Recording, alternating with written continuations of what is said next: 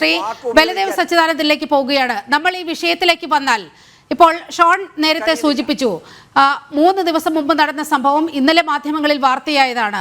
പക്ഷേ എന്തുകൊണ്ട് ഇക്കാര്യത്തിൽ ഒരു നിലപാടെടുക്കാൻ താമസിക്കുന്നു, നടപടിയെടുക്കാൻ താമസിക്കുന്നു എന്ന് ചോദിക്കുകയാണ്. അപ്പോഴാണ് കൊച്ചിയിൽ ഒരു ജൂത വംശജയായ സ്ത്രീക്ക് നേരെ നടന്ന അധിക്ഷേപവും തുടർന്ന് കേരള പോലീസ് കൈക്കൊണ്ട സമീപനവും ഒരിക്കൽ കൂടി ഇവിടെ ചർച്ചയാകേണ്ടത്. അവർക്കെതിരെ ക്രിമിനൽ കേസെടുക്കുന്ന ഒരു സാഹചര്യമുണ്ടായി. ഈ അടുത്ത് ഹൈക്കോടതിയാണ് അതിൽ കഴമ്പില്ല എന്ന് പറഞ്ഞുകൊണ്ട് ആ കേസ് അവസാനിപ്പിക്കുന്ന ഒരു സാഹചര്യമുണ്ടായത്. അതായത് ലുക്ക് ഔട്ട് നോട്ടീസ് പോലും ഈ ജൂത വനിതയ്ക്കെതിരെ പുറപ്പെടുവിക്കുന്ന ഒരു സാഹചര്യമുണ്ടായി. ഇവിടെ നോക്കൂ, ഒരു വനിതയാണ് അപമാനിക്കപ്പെട്ടത് കുമളിയിൽ. ഇവിടുത്തെ പോലീസ് എന്ത് ചെയ്തു എന്ന് ചോദിക്കുമ്പോൾ വളരെ കൃത്യമായ ഒരു ഇരട്ടത്താപ്പ് ഈ 2 സംഭവങ്ങളിലും, കൊച്ചിയിലെ സംഭവത്തിലും കുമളിയിലെ സംഭവത്തിലും നമ്മൾ കാണുകയാണ്.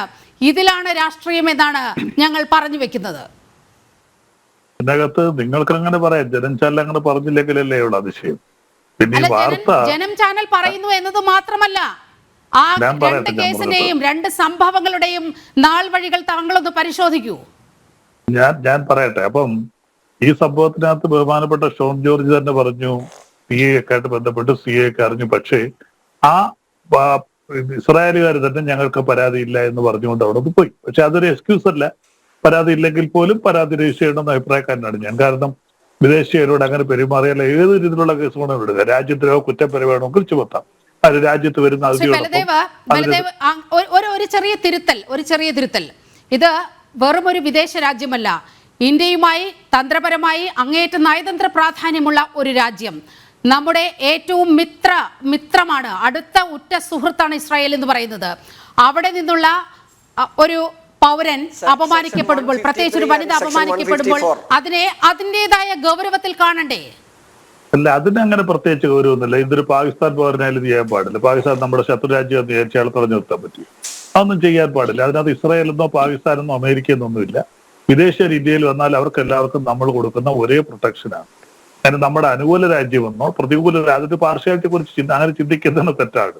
പാകിസ്ഥാൻകാരനെ നമുക്കിവിടെ കുറിച്ച് നിർത്തി പിടിക്കാനോ അവനെ തടയാനേ പറ്റൂ? പാടില്ല. നമ്മുടെ ശത്രു രാജ്യമായിരിക്കും. അങ്ങയുടെ വാദം അതാണെങ്കിൽ പോലും ഈ 2 കേസുകൾ എടുത്തു നോക്കൂ. ഇതിലൊരു നിലപാട് ഇക്കാര്യത്തിൽ എന്തുകൊണ്ട് അനങ്ങുന്നില്ല? ഇതിനകത്ത് വ്യക്തമായ നിലപാടുണ്ടല്ലോ. തുടക്കത്തിൽ തന്നെ പറഞ്ഞല്ലോ, ഈ സംഭവത്തിൽ ഇതിനകത്ത് പ്രത്യേകിച്ച് ഒരു ഇഷ്യൂ ഉണ്ടാവുകയോ ആ ഇഷ്യൂ ആയിട്ട് ഗവൺമെന്റിന്റെ ശ്രദ്ധയിൽ വരികയോ ചെയ്തിട്ടില്ല. നിങ്ങൾ നേരത്തെ പറഞ്ഞ മട്ടാഞ്ചേരി സംഭവം അങ്ങനെയല്ല. അത് വലിയ ഇഷ്യൂ ആയിട്ട് മാറി ഒരുപാട് ജനക്കൂട്ടമുണ്ടായി, അവിടെ പോലീസ് ഇടപെടലുണ്ടായി, അങ്ങനെ ഒരുപാട് പ്രശ്നങ്ങൾ അവിടെ ഉണ്ടായി. ഇവിടെ വളരെ പെട്ടെന്ന് തന്നെ ബഹുമാനപ്പെട്ട ഞാൻ പറഞ്ഞിട്ട് കേരള സമൂഹം നേരിടുന്ന ഏറ്റവും വലിയ പ്രശ്നം എന്ന് ഞാൻ പറയട്ടെ, ഞാനൊന്ന് പറയട്ടെ, എനിക്ക് പറയാൻ അവസരം തരൂ. ഇതങ്ങനെയല്ല. അവിടെ വ്യാപാരി വ്യവസായികൾ തന്നെ അന്നേരം തന്നെ ഇടപെടുകയും ആ പ്രശ്നം പരിഹരിക്കുകയും അവരെ കൊണ്ട് പരസ്യമായി മാപ്പ് പറയിപ്പിക്കുകയും ചെയ്തു. പിന്നെ ശ്രീ ഷോൺ ജോർജ് പറഞ്ഞൊരു കാര്യമുണ്ട്, ഈ ഇസ്രായേലിൽ ചെന്നിട്ട് ഇത് പറയും. അവർ ശരിയാണ്, അവർക്ക് ഇങ്ങനെ അനുഭവം ഉണ്ടായെന്ന് പറയും. പക്ഷെ അവർ ഒരു കാര്യം കൂടി പറയും, എനിക്കിങ്ങനെ അനുഭവം ഉണ്ടാവുകയും ആ അനുഭവം ഉണ്ടായപ്പോൾ അവിടുത്തെ തന്നെ നല്ലവരായ മനുഷ്യർ ഇടപെട്ട് അങ്ങനെ ചെയ്തവരെ കൊണ്ട് ഞങ്ങളുടെ മുന്നിൽ മാപ്പ് പറയിപ്പിച്ചു എന്നൂടെ പറയും. അപ്പോൾ ഇന്ത്യയുടെ മഹത്വം കൂടത്തേ ഉള്ളൂ. നേരെ മറിച്ച് അവരെ അങ്ങനെ അപമാനിച്ച് വിട്ടിരുന്നുവെങ്കിൽ, കണ്ടുകിന്ന സമൂഹം അതിനെ ഒത്താശ ചെയ്തിരുന്നെങ്കിൽ ശ്രീ ഷോൺ ജോർജ് പറഞ്ഞത് ശരിയാണ്. കണ്ടുകിന്ന സമൂഹം മൊത്തത്തിൽ അവർക്കെതിരായി പ്രതികരിച്ചു, അവരെ തടഞ്ഞു നിർത്തി, ആ കടയടപ്പിച്ചു, എന്നിട്ട് അവരെ കൊണ്ട് പരസ്യമായിട്ട് മാപ്പ് പറയിപ്പിച്ചു. അവർ അതിൽ സന്തുഷ്ടരുമാണ്. ഞങ്ങളെ അങ്ങനെ അതിക്രമിച്ചതിന് മാപ്പ് പറയിപ്പിച്ചു വിട്ടു. അതുകൂടെ പറയുമ്പോൾ ഇന്ത്യ ഉയർത്തിപ്പിടിക്കുന്ന ഒരു മതേതരത്വമായാലും ദേശീയബോധമായാലും വൈദേശികമുള്ള സമീപനമായാലും എല്ലാം വളരെ വ്യക്തമായിട്ട് തന്നെ വ്യക്തമാണ്. പിന്നെ ഇവിടെ തീവ്രവാദത്തെ കുറിച്ച് പറഞ്ഞു. ശരിയാണ്, ഇസ്ലാം തീവ്രവാദം കുറെയൊക്കെ ഉണ്ട് എന്ന് വിചാരിച്ച എല്ലാ ഇസ്ലാമുകളും തീവ്രവാദികളാണ്? അല്ല. 99% വരുന്ന മുസ്ലിങ്ങൾ തീവ്രവാദികളല്ല. 1-2 പേര് തീവ്രവാദ പ്രവർത്തനത്തിൽ. എവിടെയാ തീവ്രവാദം ഇല്ലാത്ത? ഭാരതത്തിൽ നടക്കുന്ന പ്രവർത്തനങ്ങൾ ഹിന്ദു തീവ്രവാദമില്ലേ? വളരെ ഭൂരിപക്ഷമായതുകൊണ്ട് അവർക്ക് തീവ്രവാദം കാണിക്കാവുന്നുണ്ടോ? 2020 ഫെബ്രുവരി മാസം 23-ാം തീയതി നടത്തിയ ഏറ്റവും വലിയ തീവ്രവാദം ഇന്ത്യ കണ്ടതിൽ വെച്ച് ആരൊക്കെയാണ് നടത്തിയത്?